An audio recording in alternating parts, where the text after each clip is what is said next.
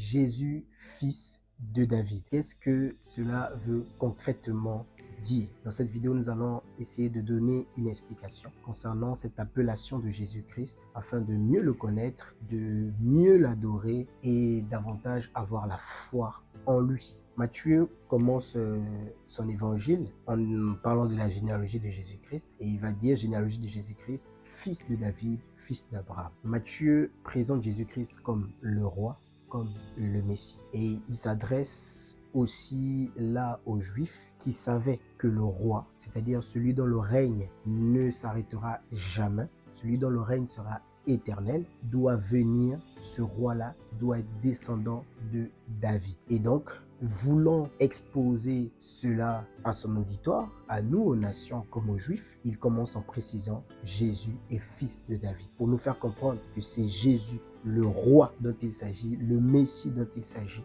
dont le règne ne s'arrêtera jamais. Dans cette vidéo, on va comprendre pourquoi et déjà voir en quoi Jésus est fils de David. Pour ce qui est du contexte, on voit premièrement que Jacob, avant qu'il meure, donc Jacob est le père des 12 tribus d'Israël. Donc avant qu'il ne meure, il va donner des bénédictions à ses fils. Et quand il arrivera au niveau de Juda, il dira à Juda que le bâton de commandement ne s'éloignera jamais de Juda. Donc il fera comprendre à Juda, le 4e fils, que de lui sortira un roi, sortira la royauté qui ne s'arrêtera jamais, qui dominera toujours.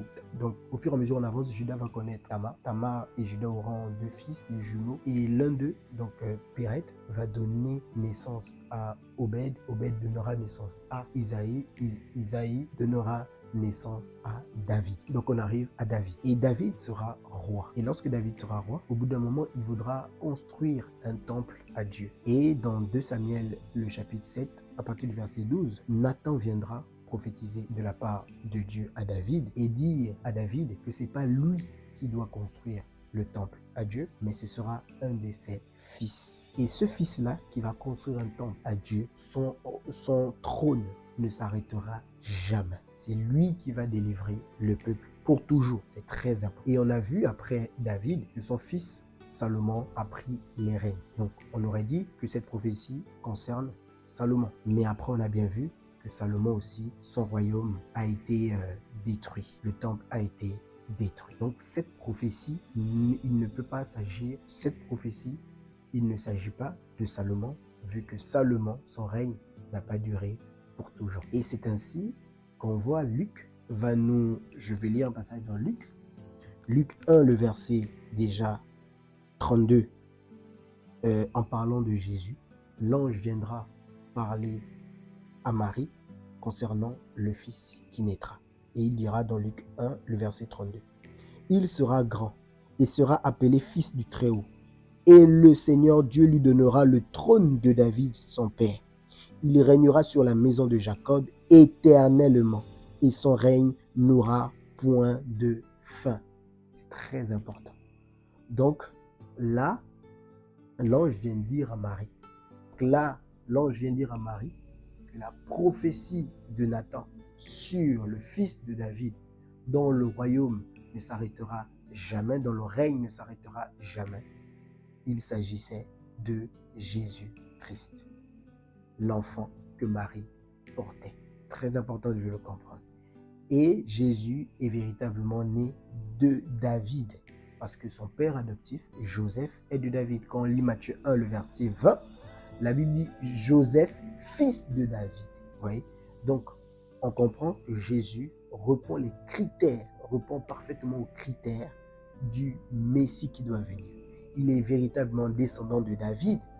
Et l'ange est bien venu dire à Marie que la prophétie de 2 Samuel 7 que Nathan a fait à David sur son fils, sur un de ses fils, qui aura un règne pour toujours, cette prophétie s'accomplit en Jésus-Christ. Mais le problème, il faut poser le problème dans tout ça. Pourquoi certains ne l'ont pas reconnu? Pourquoi certains n'ont pas reconnu que Jésus était véritablement le roi, le fils de David, qui doit venir délivrer son peuple et qui régnera pour toujours? Certains ne l'ont pas vu, ne l'ont pas compris, parce que déjà, quand Jésus est venu premièrement, Il n'est pas venu comme il l'entendait. Il n'est pas venu comme il le voulait.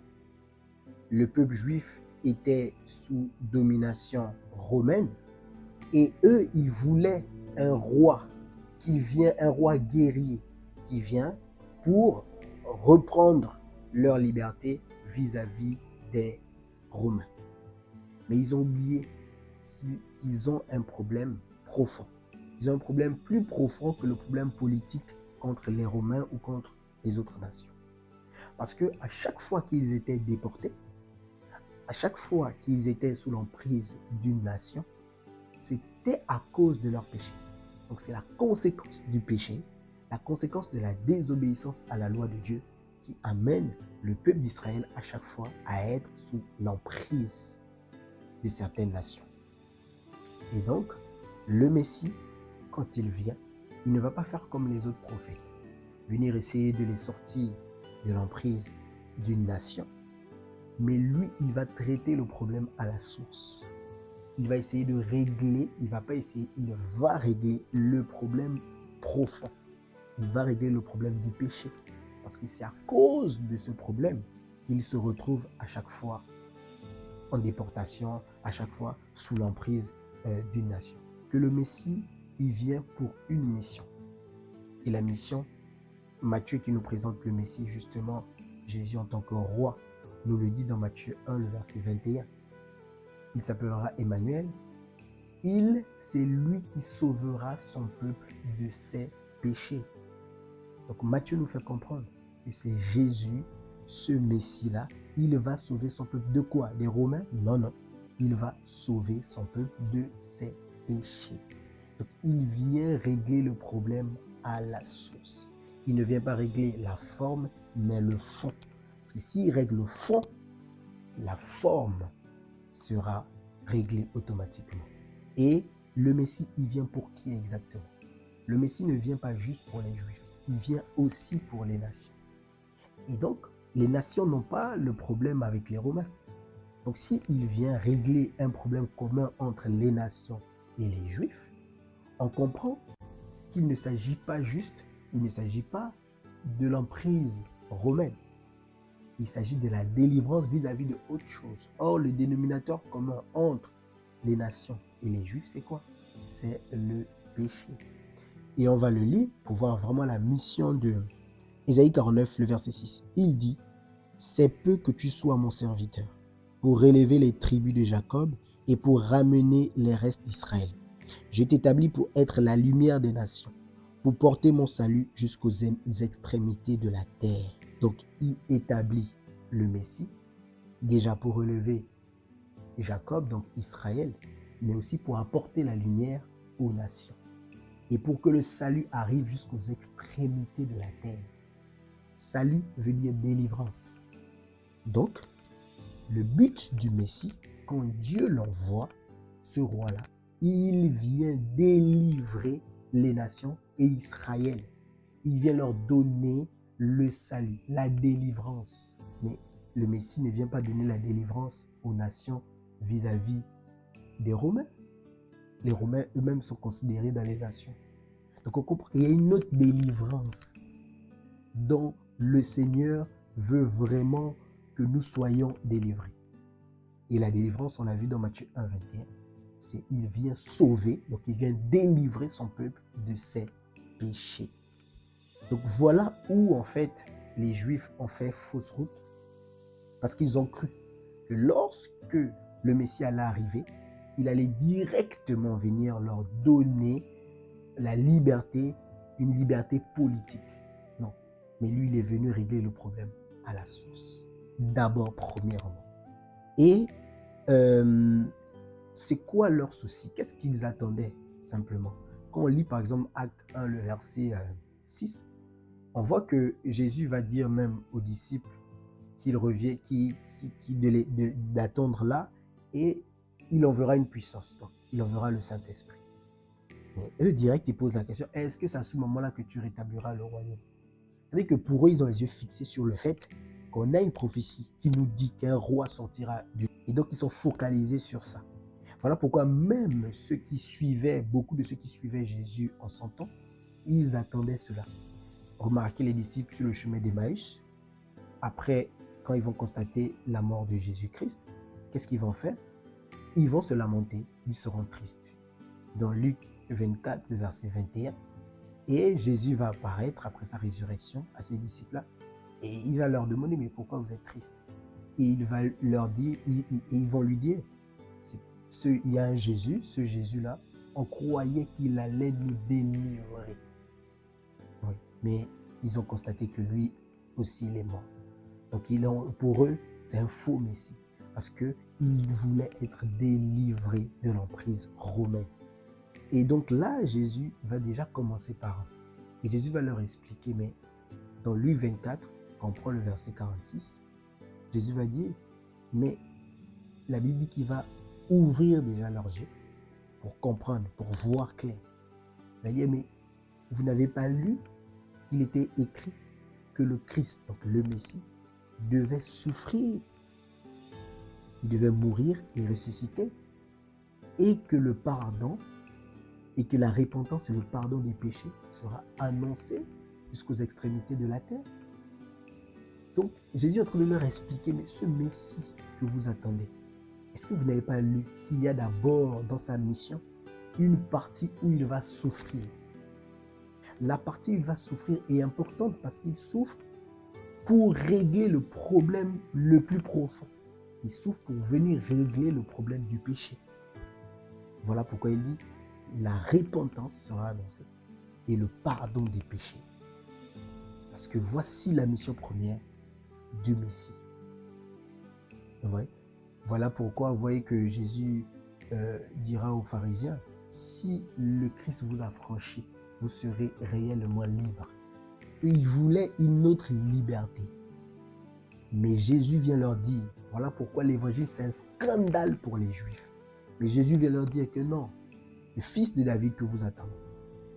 En vérité, si vous croyez en ce fils-là, en ce Messie-là, qui je suis, si vous croyez en moi, vous serez réellement libre.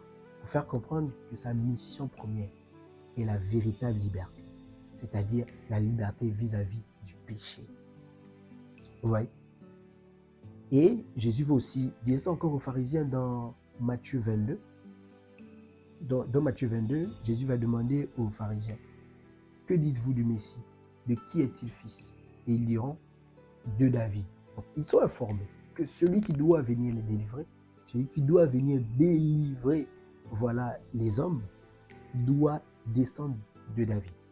Et Jésus va leur dire, mais comment est-il fils de David si David lui-même dit, et Jésus annonce déjà sa divinité, il dit, comment est-il fils de David si David lui-même appelle ce Messie-là son Seigneur? Comment il est fils de David, mais en même temps David l'appelle son Seigneur, dans Psaume 110. Et Jésus va répéter le Psaume 110 en disant, il appelle son Seigneur et voilà, et il dira, il va réciter le Psaume 110, voilà, il mettra tes ennemis sur ton marchepied. Que Jésus, quand il fait allusion au Messie, dans Matthieu 22, il va piocher dans le psaume 110. Donc il est en train de nous faire comprendre que le psaume 110 parle du Messie. Allons-y voir ce qui est écrit dans le psaume 110. Donc, pour le contexte, le psaume 110 va nous parler justement de quand le Messie va régner en tant que roi guerrier comme ils le veulent.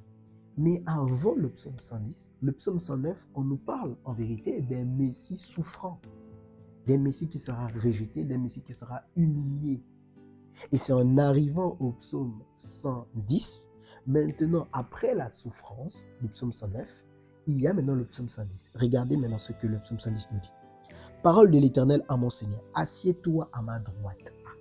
Le Seigneur de David, donc le Messie, l'Éternel lui dira, assieds-toi à ma droite. Très bien. Jusqu'à ce que je fasse de tes ennemis ton marchepied. Donc après la souffrance, donc après la mort et la résurrection de Christ, il est allé s'asseoir à la droite de l'Éternel, à la droite de Dieu, jusqu'à ce que, donc il y a un temps, il y aura un temps jusqu'à ce que Dieu fasse de ses ennemis son marchepied. C'est le temps où nous sommes. Nous sommes en ce temps-là. Où Jésus est mort, il est ressuscité, il est assis à la droite de Dieu. Et il attend que Dieu mette tous ses ennemis sur son marchepied. Et après, qu'est-ce qui va se passer? Verset 2. L'Éternel étendra de Sion le spectre de ta puissance. Vous voyez maintenant? Maintenant, après avoir mis tous ses ennemis sur son marchepied, Dieu lui donnera le spectre de sa puissance. Donc, il va maintenant manifester pleinement sa royauté en tant que guerrier. Mais après sa mort et sa résurrection, après sa souffrance, il reçoit les honneurs, il reçoit la royauté. Officiellement. C'est comme s'il était intronisé dans la royauté. Maintenant. Parce qu'il a accompli justement la mission particulière, la mission profonde. Il a accompli parfaitement. Et maintenant, il reçoit tous les honneurs. Et quand on lit le psaume 110, le verset 4, dit « L'Éternel a juré et il ne s'en repentira point. Tu es sacrificateur pour toujours à la manière de Melchisédek. » Vous voyez? C'est très, très important. Donc, quand Jésus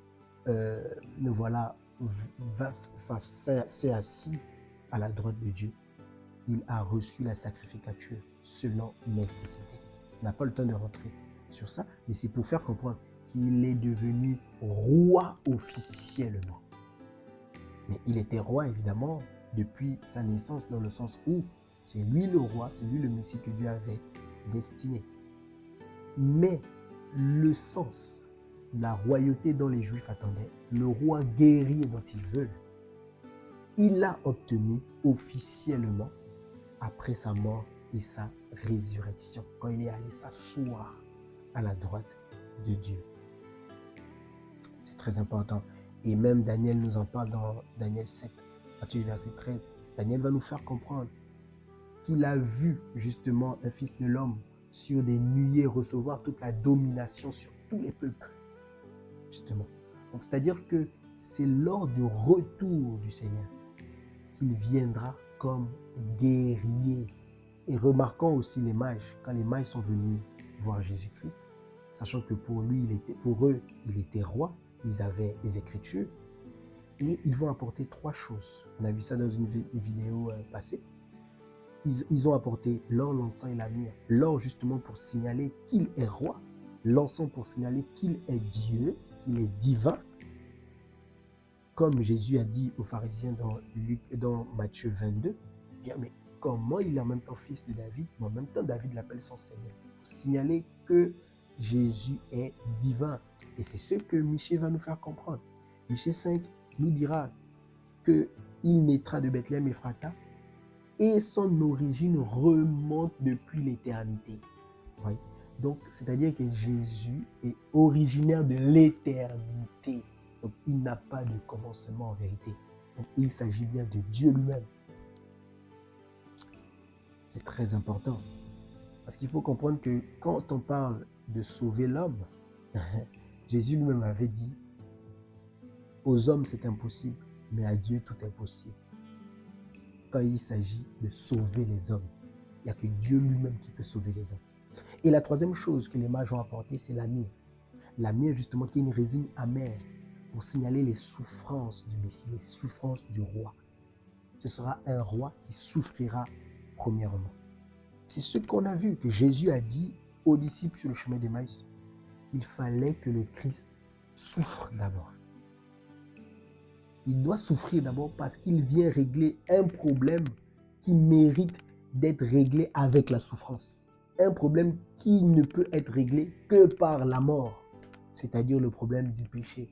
C'est important. Mais il reviendra, et quand il reviendra dans sa seconde venue, il reviendra maintenant en tant que roi, guerrier. Vous voyez?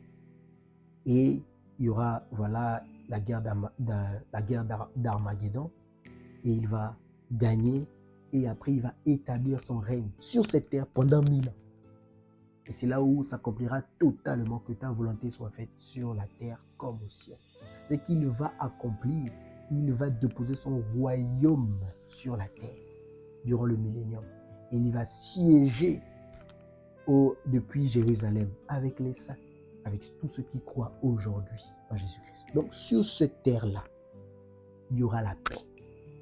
Il y aura le règne des fils de Dieu. Il y aura le règne des enfants du Seigneur Jésus-Christ. Mais cela, donc c'est ce que les Juifs attendaient en vérité. Ils pensaient que quand le Messie allait arriver, c'est ce qui devait nous arriver. Notre royaume devait être rétabli, notre temple devait être reconstruit, on devait régner, on devait être en paix totalement. Mais cela arrivera lors de la seconde venue du Fils de David, qui est notre Seigneur Jésus-Christ. Il va faire comme David, il va régner d'abord dans le combat, avec la guerre d'Armageddon, et après il va régner comme Salomon dans la paix pendant 1000 ans. Parce que Salomon, son règne, s'est passé dans la paix. Donc il régnera aussi dans la paix selon Salomon. Et voilà pourquoi il est le véritable Salomon. Il est le véritable fils de David qui devait régner et dont le royaume ne s'arrêtera jamais. Dans la paix de son royaume ne s'arrêtera jamais. Très important. Voilà pourquoi il a dit, il y a plus ici que Salomon. Voilà, il est le véritable sage. La sagesse que Dieu avait donnée à Salomon, c'est lui-même cette sagesse personnifiée. Donc, et Jésus lui-même lui-même il nous a fait comprendre qu'il était roi, qu'il était le Messie. Quand on lit par exemple Matthieu 21, Jésus va rentrer à Jérusalem sur un ânon, le petit d'une ânesse. Il accomplit la prophétie de Zacharie 9.9. Zacharie 9.9 dit à Sion que le roi viendra sur un ânon, le petit d'une ânesse. Il fera son entrée de cette façon. Et Jésus a fait son entrée dans Matthieu 21 comme cela. Il a accompli cette parole. Et il est véritablement, il nous prouve qu'il est véritablement ce roi-là, ce Messie-là en fait, qui est venu apporter la délivrance. Et quand il va rentrer, les gens vont crier « Hosanna au fils de David ». Hosanna au fils de David.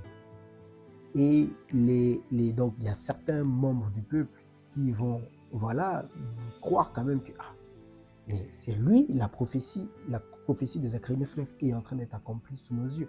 Et donc, ils vont confesser le Seigneur, ils vont louer Dieu. Mais par contre, quand les chefs vont l'apprendre, quand les souverains sacrificateurs vont l'apprendre, on se dit que non, ça c'est encore un faux Messie. Et ils vont faire quoi? Ils vont chercher maintenant à l'arrêter. Parce que s'ils ne l'arrêtent pas, de toute façon, les Romains vont le faire à leur place. Parce que les Romains vont voir que, non, il y a un mouvement qui est en train de se lever. Déjà que justement, il y avait un mouvement, les Zélotes, c'est un mouvement qui voulait à tout prix, donc qui cherchait un chef, qui cherchait un roi vraiment pour les aider à reprendre le pouvoir que les Romains les avaient pris. Donc si les Romains apprenaient juste, et comme ils ont appris, il y a un qui veut se lever en tant que roi des Juifs, donc pour venir semer la révolte, donc là, ils doivent intervenir, ils doivent arrêter cette personne. Et donc c'est comme ça que Jésus a été arrêté. Les Juifs déjà ont dévancé, ils ont dit que non, lui il va nous créer les problèmes dans son royaume. Allez, avec les Romains. Donc il vient, il arrête. Et ils arrêtent le Messie, et voilà, en accord avec les Romains, ils vont le tuer. Ils vont même lui demander, es-tu roi? Il va dire, tu l'as dit. En vérité, il va confirmer que je suis roi. Et pour l'embêter, pour vraiment se moquer de lui, ils vont mettre une couronne d'épines sur lui, en disant, tu es un roi, mais tu souffres. Ils n'ont pas lu. Et c'était écrit que le roi, le Messie, doit souffrir d'abord. Seigneur Jésus-Christ. Et vraiment, c'est magnifique. Ils vont se moquer de lui, ils vont cracher sur lui, ils vont mettre une couronne d'épines, ils vont, demander sa mort. Les amis, Jésus est véritablement le Messie. C'est juste que le Messie devait d'abord souffrir et après, il régnera. Comme en tant que roi, en tant qu'une paix totale, il régnera sur tout le monde. Voilà. Mais avant cela, il doit régler le problème à la racine. Les Juifs, à chaque fois qu'ils étaient déportés ou ils avaient des soucis. Leur problème, c'est le péché. Dieu leur avait dit, si vous péchez, si vous ne comprenez pas ce que je vous dis, vous irez en captivité. Donc, Dieu, quand il amène le véritable Messie, pour ne pas que ça fasse comme les autres, avec les autres prophètes, lui, il apporte le Messie qui viendra régler le problème à la racine, afin de délivrer totalement son peuple. Voilà pourquoi il vient. Les Juifs disent, mais toi tu nous dis d'aimer nos ennemis. Oh. Est-ce qu'il vient vous faire comprendre que je ne suis pas venu pour de la guerre avec les Romains, pour vos problèmes avec les Romains. Je suis venu pour vous apporter un bon message. Le message, c'est que vous pouvez être délivré vraiment. Voilà pourquoi, premièrement, il a dit à Pilate, mon royaume n'est pas de ce monde. S'il était de ce monde, mes gens allaient combattre pour moi. Mais mon royaume, il est céleste. Parce qu'il est venu régler d'abord le problème spirituel, avant de venir régler le problème, on va dire, terrestre. Lui, il reviendra sur cette terre. Pendant 1000 ans, il va régner avec les saints. Jésus est véritablement le fils de David. Mais pour conclure, j'aimerais dire, comme Jésus a dit à Pierre, et vous aussi, que dites-vous qu'il est? Et répondez comme Pierre, par la grâce de Dieu. Et dites qu'il est le Messie, le Fils du Dieu vivant. Et par cette réponse, personne ne peut répondre de cette manière de lui-même. Non, non. Voilà pourquoi Jésus a dit, ce n'est ni la chair et le sang qui t'ont révélé cela, mais c'est l'Esprit de Dieu. Juste le Saint-Esprit, juste Dieu lui-même qui peut révéler cela aux hommes. Voilà pourquoi ce n'est pas pour nous une manière de nous enorgueillir, le fait qu'on ait eu la révélation, le fait que Jésus là soit le Messie. Non, c'est Dieu lui-même qui a trouvé bon de nous révéler son Fils. Que Dieu vous bénisse. Croyez en Jésus-Christ, le Sauveur du monde. Il reviendra sur des nuées et il va juger les nations. Il va juger tout homme. Alors ne te retrouve pas dans le camp de ceux qui seront jugés, mais retrouve-toi dans le camp de ceux qui vont juger, ceux qui vont régner avec le Maître, en croyant maintenant en Jésus-Christ.